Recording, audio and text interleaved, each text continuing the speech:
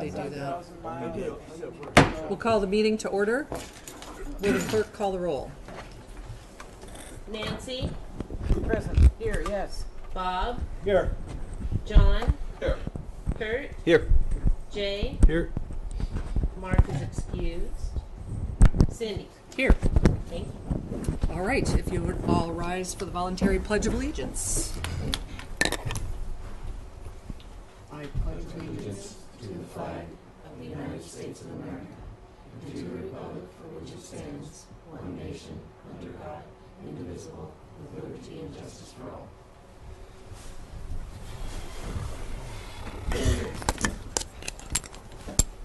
All righty. The next item on the agenda is approval of the minutes from June 1 of 2015. Are there any changes, or do we have a motion to approve? Move to approve. Second. It's been moved by John Haverlick, seconded by J. Stanton Gregor to approve the minutes. All those in favor call aye. Aye. Opposed? That passes. The next item on the agenda is amendment and approval of the meeting agenda. Do I have a motion to approve the agenda? I would like to add an item to the discussion part of the agenda, Mm-hmm. and it basically talking about assembly meeting times for the summer. Are there any other changes to the agenda? And I need a motion to approve. Second. So move. I need I'm sorry. I thought we need a already made first. motion. Okay, second. Second. all those in favor say aye. Aye. Opposed? All right, that passes. The next item on the agenda is public hearings and bid awards, and we have a public hearing on Ordinance 2015-08, an ordinance declaring that property conveyed to the borough in a tax foreclosure proceeding is not required for a public purpose and shall be disposed of by the borough. And is there anyone to speak to that, I guess? Hearing none, we will move on to public hearing on Ordinance 2015-09, an ordinance declaring that property conveyed to the borough in a tax foreclosure proceeding is not required for a public purpose and shall be disposed of by the borough. And both of these were heard last time. In my notes, it's not identifying which parcels, but we had heard about both of those properties in our last meeting. Is there anyone who wishes to speak to those? There's none. So moving on, we have a bid award, an approval to award a purchase of a mini excavator for the Public Works Department from Bobcat of Juneau, utilizing the National Joint Purchasing Alliance contract for an amount not to exceed $66,568.13. Do I have a motion to approve? So move. Second. It's been moved by Nancy Strand and seconded by John Haverlick that we approve the motion. Is there any discussion? Hearing none, will the clerk call the roll? Nancy? Yes. Kurt? Yes. Cindy? Yes. Bob? Yes. Jay? Yes. John? Yes. Thank you. And the award of the mini excavator for Public Works using the National Joint Purchasing Alliance contract has been unanimously approved. Moving on to the next bid award is 15-206, approval to award the Middle Harbor Repair Project to Tamaco, Inc., using Petersburg Borough Code Section 4.04.050, which is the bid preference for residents, for an amount not to exceed $172,300. And this is the repair project as a result of the ship hitting the facility. So move. Second. It's been moved by John Haverlick, seconded by Nancy Strand, that we approve this award. Is there any discussion? Hearing none, will the clerk call the roll? Kurt? Yes. Nancy? Yes. John? Yes. Cindy? Yes. Bob? Yes. Jay? Yes. Thank you. And that bid award was unanimously approved. The next item on the agenda is visitors' views related to the agenda. And is there anyone who wishes to speak to an agenda item? Pretty thin audience tonight. I'm sure that's related to the sunshine outside. Moving on to the next, visitors' views unrelated to the agenda. Is there anyone who wishes to speak? And the next item is board, commission, and committee reports, and there were none filed. Is there anyone who wants to speak to? All right. There are no items on the consent agenda. Report of other officers. There are none, so we'll move on to the mayor's report. And we have a couple items on the mayor's report. The first item is appointment to hospital board vacancy. The board received a letter of interest to serve on the hospital board until October 6, 2015, municipal election from Borough resident Monica Gross. At their May 28, 2015 meeting, the hospital board recommended Ms. Gross be appointed to the vacant seat. And unless there's any objection, I will go ahead and appoint her to that board. Is she really a resident?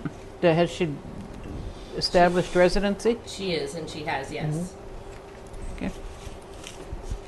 And then the next item is the resignation from the Planning Commission. Planning and Zoning Commissioner Donna Mallard-Laban has resigned from the commission effective July 1st, 2015, and the borough thanks her for her service.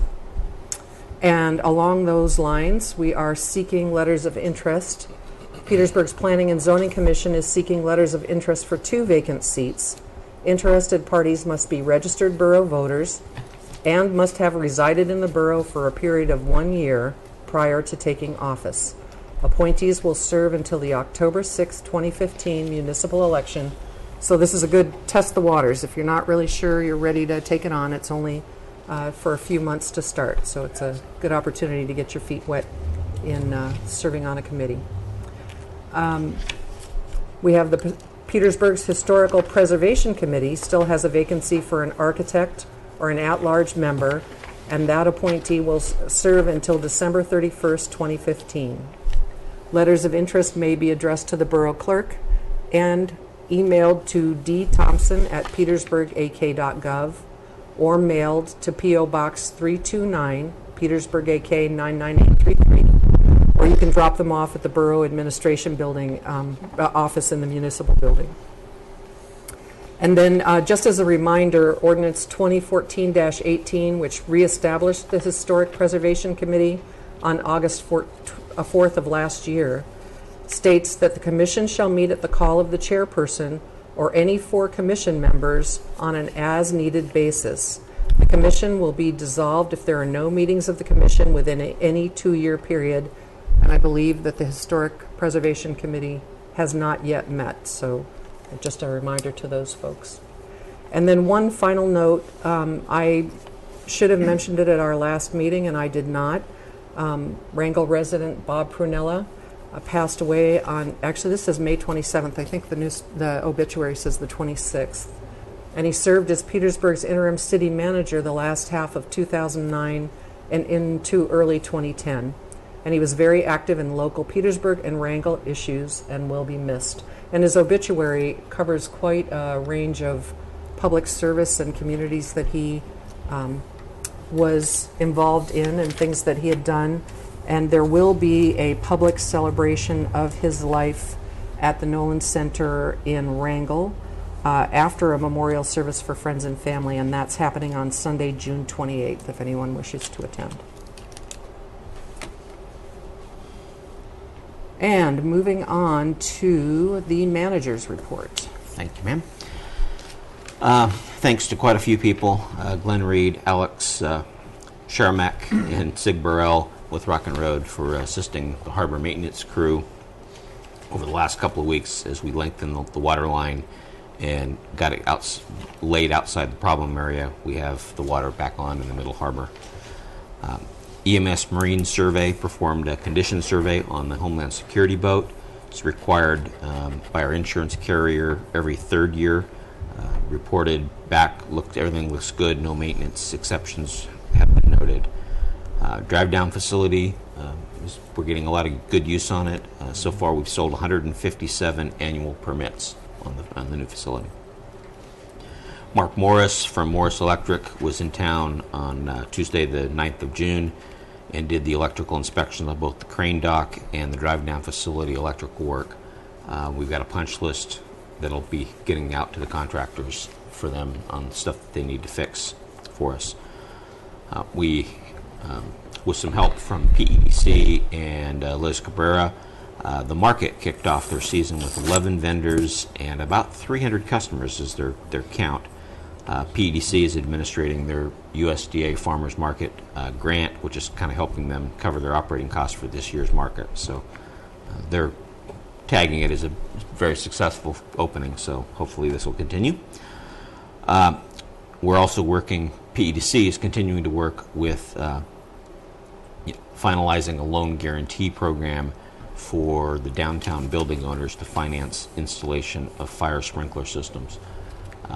By PEDC guaranteeing the loan, it buys the interest rate down, makes it a little more affordable for businesses, and doesn't require any funds leaving PEDC, but we would become a guarantor on that loan if in fact that happens.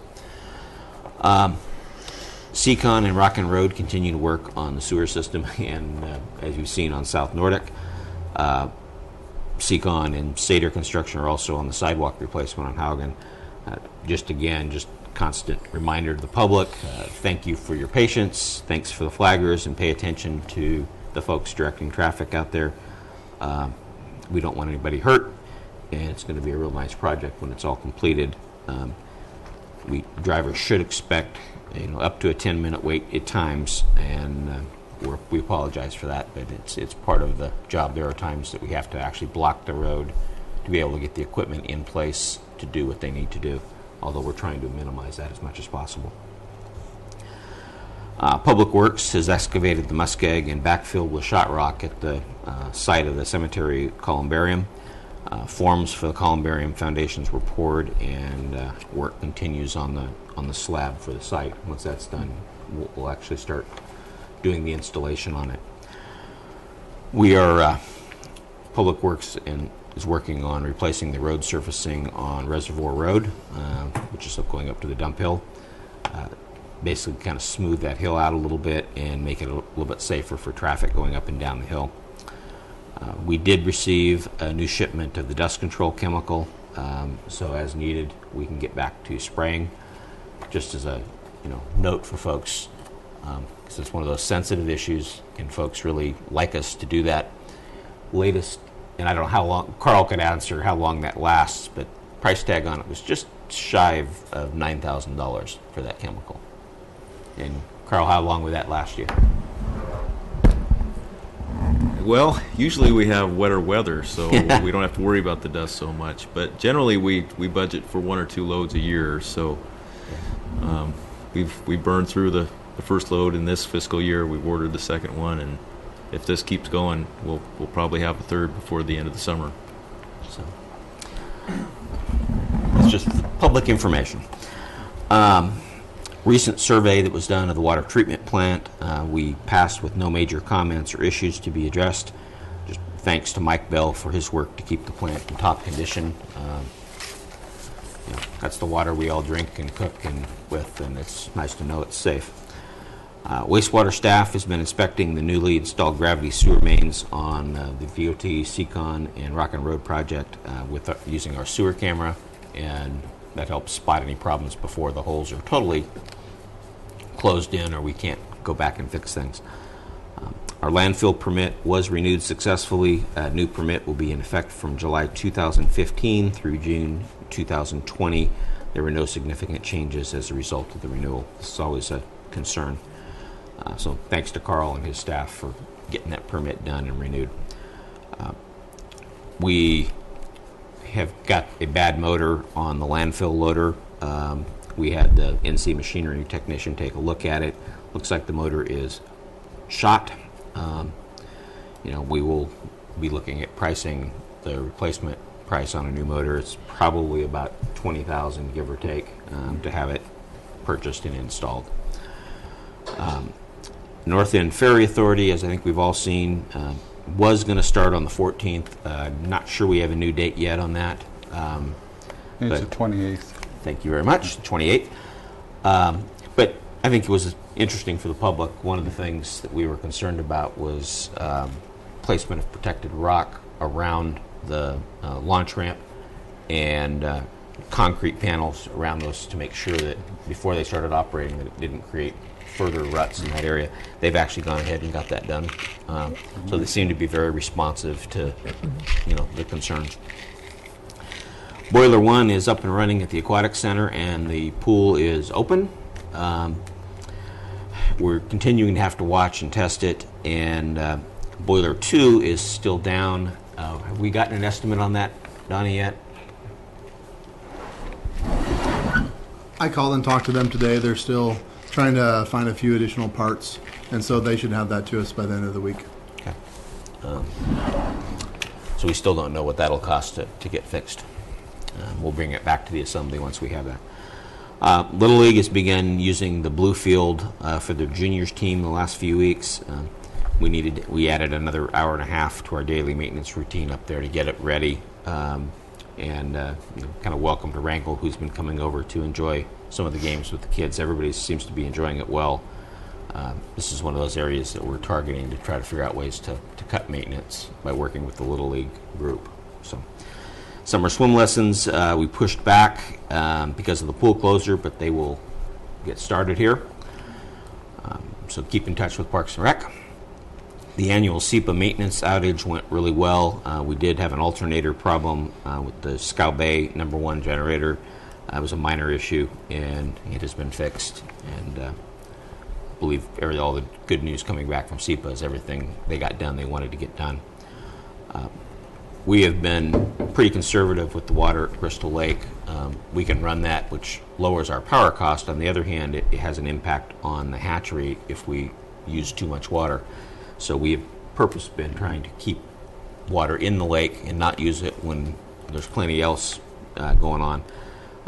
Currently, the lake level's at its normal rule curve, which is the normal level for the reservoir, and we're hoping to keep it that way with occasional rain, and so that later in the summer, when the water flow is important, we can provide that for the hatchery.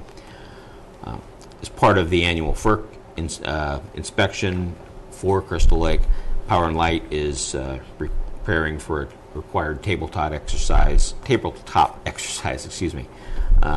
of our emergency action plan. This is basically, making sure we're prepared if something was to happen with that dam up there. Because of high levels in all of the reservoirs, in both Tyee and Swan, SEPA has been maximizing generation out of Swan Lake, the facility down towards Ketchikan. And a couple weeks back, we were actually getting about 5 megawatts of power coming north from Swan Lake. Doesn't happen very often. It's one of those good points about why that intertie is so important. Power does work both ways. Most often it's us sending it south, but in this case, Ketchikan was able to send it our way. Petersburg prosecutor's position, I think we've talked about this a little bit. This is the state ADA's position in Juneau has been eliminated due to state budget cuts. James Scott is the supervising attorney. He will be handling Petersburg's cases until further notice. He reports that there will be a reduction in service and visits to Petersburg, but he's hoping to include our office, or the police department, in prosecution decisions in an effort to kind of maintain the public safety and keep us all on the same page. Hopefully to be able to work through some of the what will be staff shortages when we try to get into some of these cases in prosecution. Doc Lopez, give him our best wishes. He's on extended leave. We don't know when he'll be back. And Officer Randy Holmgren, who is still on light duty, we've moved him over into dispatch to help out there. Randy is expected to return in full duty in mid-July. And I believe that's it. Yes, sir. Yeah, I have a question for you, Steve. When I was reading everything on the boilers and bringing it up, one of the things I was questioning was, would we be better off to plan to replace some of those, let's say, next year or the year after, rather than to just keep adding or pieces and make changes? Or That's just a question. I'm not sure. Yeah. I need to see the price tag, and honestly, I don't know what a new boiler costs. Not to be Yeah, it looks really to me, bad. yeah, reading what I saw there was also the electronics question and a few other things, whether or not everything's intermeshing and stuff. Donnie and I have spoken, and we've pulled Joe Nelson in at times. We'd really like to know what caused it. May not ever know. But we'd also like to know, is there anything we could do to avoid what happened? And, of course, that's hard if they don't know what caused it for us to be preventative and say, well, if you would have done this, it wouldn't have happened. So we're not sure we're going to get what we want. We know we'll get a price tag to fix it. We'll probably Donnie may have a good idea what it costs to replace a new one. And then we're still going to keep having that conversation. I'd like to know, is there anything else we could do? We've had some folks talk about a power scrubber, UPS batteries. Those are expensive propositions, but so is buying a brand new boiler every so often. Yeah. So we really need to make sure we understand that before we bring it back to the assembly to say, here, spend a bunch of money. Problem is, I don't know enough yet.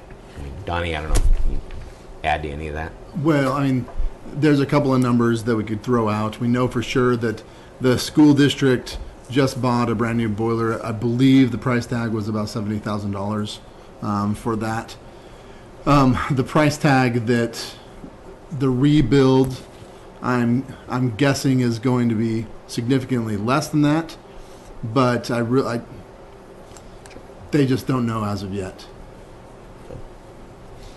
I wish I had better information. I just don't. Yeah, Kurt. That might have answered my question, Donnie, but I was just wondering, is it designed to be a complete failure through planned obsolescence, or do they actually have replacement parts? And like on an engine, you can keep the block, and you can a lot of times keep the crank and just replace the pistons or the head.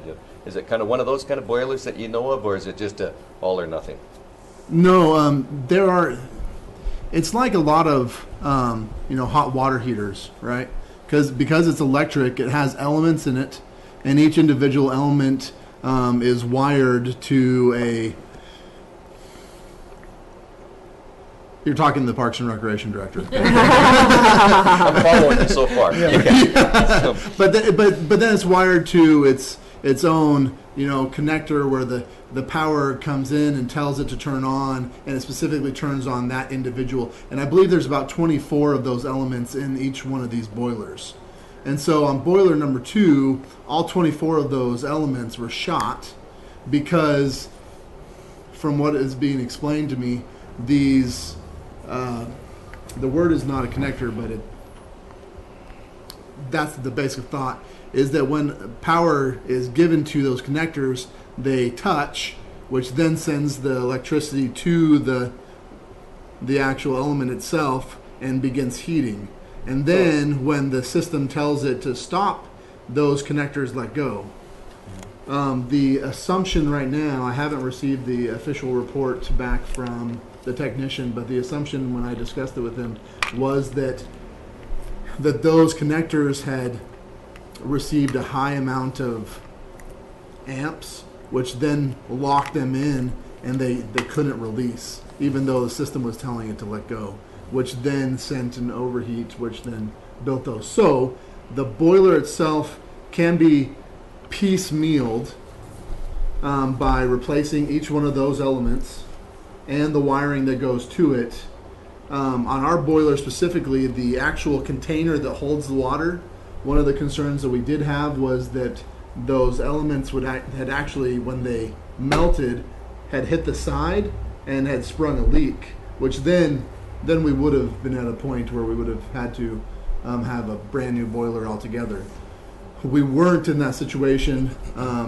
We still have a sealed container, so we can still be able to put all of the elements back in individually and be able to rewire it, and we should be okay.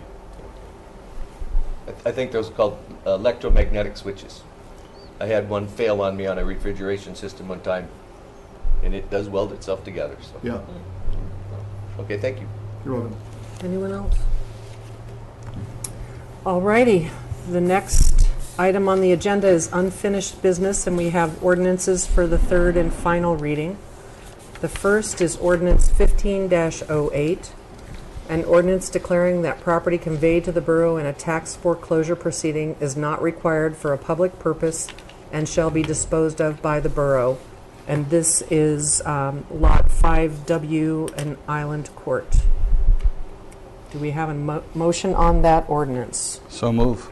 Second. It's been moved by John Haverlick, seconded by Nancy Strand, that we approve this ordinance. Is there any discussion? Hearing none, will the clerk call the roll? Kurt, Yes. Nancy, Yes. Bob, Yes. Cindy, Yes. Jay, Yes. John, Yes. All right, and that motion passes, or that ordinance passes unanimously. Moving on to item B, ordinance 15-09, actually ordinance 2015-09, an ordinance declaring that property conveyed to the borough in a tax foreclosure proceeding is not required for a public purpose and shall be disposed of by the borough, and this parcel is Lot 7W Island Court. And do I have a motion on this ordinance? So move. Second. It's been moved by Nancy Strand, seconded by John Haverlick to approve this ordinance. Is there any discussion? Hearing none, will the clerk call the roll? Nancy, Yes. Bob, Yes. John, Yes. Kurt, Yes. Jay, Yes. Cindy. Yes. And the last ordinance is ordinance 2015-10, an ordinance amending the City of Petersburg's Ordinance 940 relating to the Board of Directors of the Southeast Alaska Solid Waste Authority, or CSWA, to add provisions for an alternate director. And this ordinance is to ensure that there will be representation at meetings. Is there, do So I have moved. a motion? Second. It's been moved by John Haverlick, seconded by Kurt Walhuter, that we approve this ordinance. Is there any discussion? Yes? Actually, a question for Chris. Since Carl put this forward, asking you to be the alternative, maybe it's the obvious question, but is that something you want?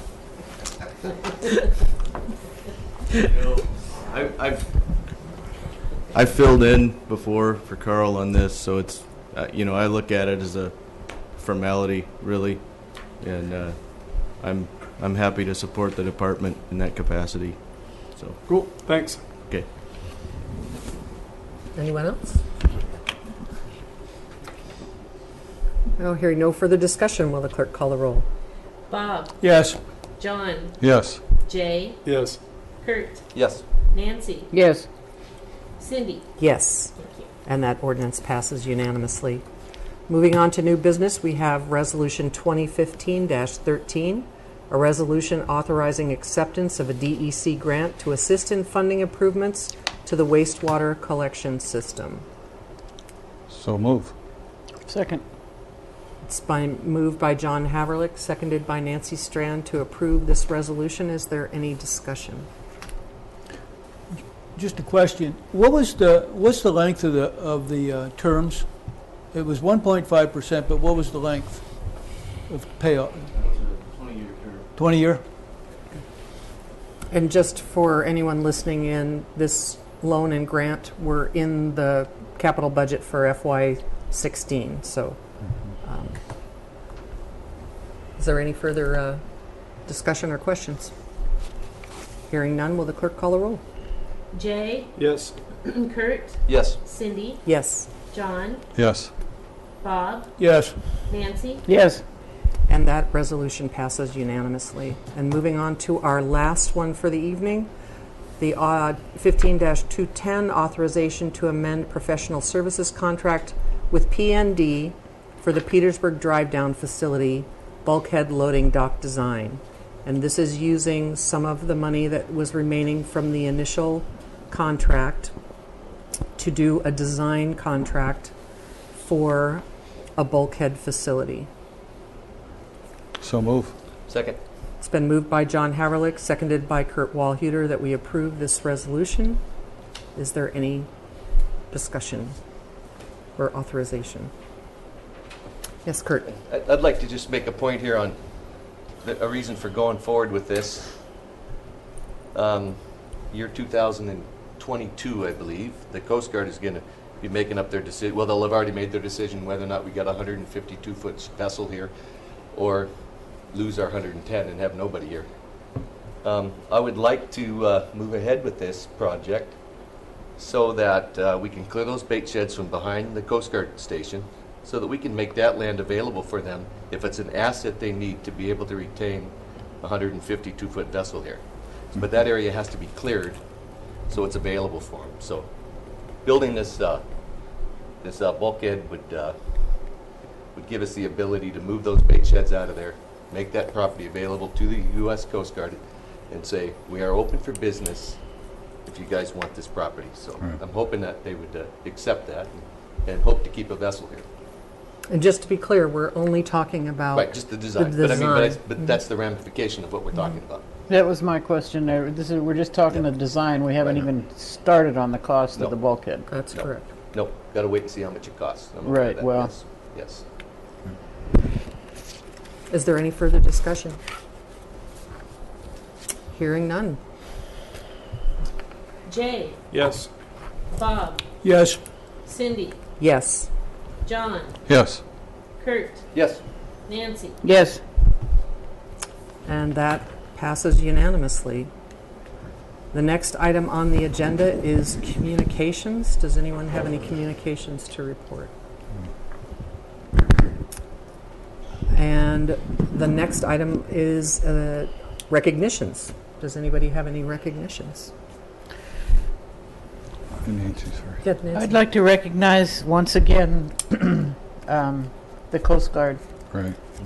We really appreciate, and it came home again this last week, how much we need them and appreciate them and adore them and hope they stay. Right. Even if it was Palmer Thomason that they brought back. Exactly. Especially since it was Palmer Thomason that they brought back. Well, actually, my stepdaughter was supposed to be on that vessel. Oh, wow. Oh. Wow. So it hit home. It is really nice, yeah. Did you have something else? No, I just had a thing that, I walk through the town every day because I'm too cheap to drive. But it is really nice to see the beautiful work that a lot of our community members have done, like the Haltners have set up their yard in just an immaculate manner, and it just is a real pleasure to walk by there, and I think it's a real asset to the community to see that park-like structure they put in. Yeah, I know it probably costs them a lot of time and work and money, and it's just a pleasure to see that. And Harvey Gilliland putting up that break wall at the top of PFI Hill. Well, that guy's an artist. I don't know how he has the patience to do that, but I just want to thank the people in the community for taking such pride in the town. And I just wanted to thank folks for not only for messages on Facebook to encourage people to drive slow, and thanking Seacon and the other operators for how they're progressing with that project. It actually looks like it's moving along pretty quickly. And be kind to your flaggers. They're standing out there all day in that heat, and I can't imagine that's that much fun with all the dust and noise. There you go, So you Nancy. want to be just a little careful of how testy they become. So it wouldn't hurt for a little smile and a wave every now and again when you wavers. All right. I need a motion to move to executive session. We have I'm sorry. an added item. Oh, that's right. Discussion. We do. We do have a discussion item on assembly meeting times. Yeah, and I was just thinking, the reason I brought this up is because usually our agendas are pretty light in the summer, but I also think it would be nicer for the months of June, July, and August to have both of our meetings at noon, or just for the summer, because you look at the staff and boy, it's like death warmed over back there, and then at us. But I think it'd be better on all of us if it would. If we just have the summer months meetings at noon. I agree. I totally concur. Would you even be able to attend at noon? I might be a little bit late some days, but yes, I could. We asked one of those flaggers that's not quite so testy yet to come in a few minutes early. I can't remember how we've set up the meeting times, whether that's part of Borough code or whether it's an informal thing. It's informal, and what we do is once or twice a year we publish it in the newspaper when our meeting times are. Okay. But it just has to be, you know, the public has to know when it is, has to be open to the public, blah, blah, blah. Does anybody else have any thoughts about that?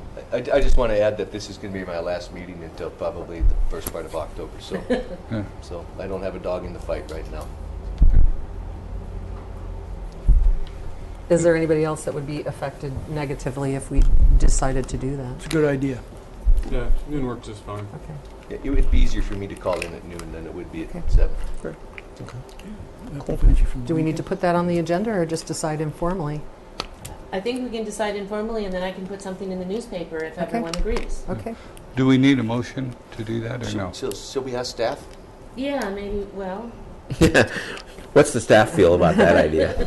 Okay. See a lot of They're the ones- smiles. I see 3 thumbs up and 4 no response. They're asleep. Would that present a problem for any of you? Okay. Okay. I don't know if we need a motion or not. Go for I'm it. not sure either. It's under discussion. We really can't vote Vote under on it. discussion. Well, let's put it on the agenda for next time and we'll vote on it. Okay, then we're good to go. Yep. Okay, sounds Yep. good. And the next meeting is a noon meeting too, Yeah. so that works out well. So I still need a motion to move to executive session. So move. All right, it's been moved and seconded. All those in favor? Aye. Aye, okay. 5-minute break.